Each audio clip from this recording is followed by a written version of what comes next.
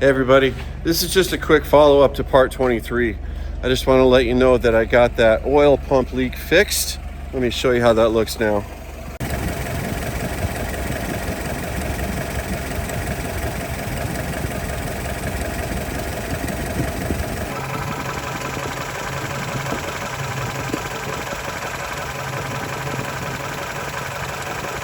I've also got the ignition timing set as close to perfect as I can get it.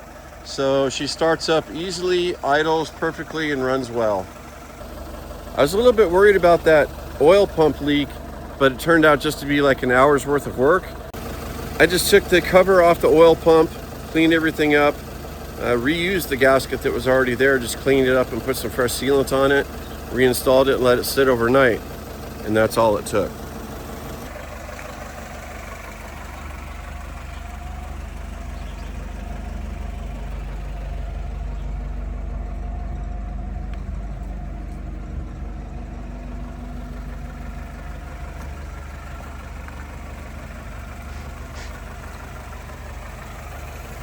I still have a couple really small things that I want to finish up on the Jeep, but as of right now, I'm calling this thing safe again and roadworthy again.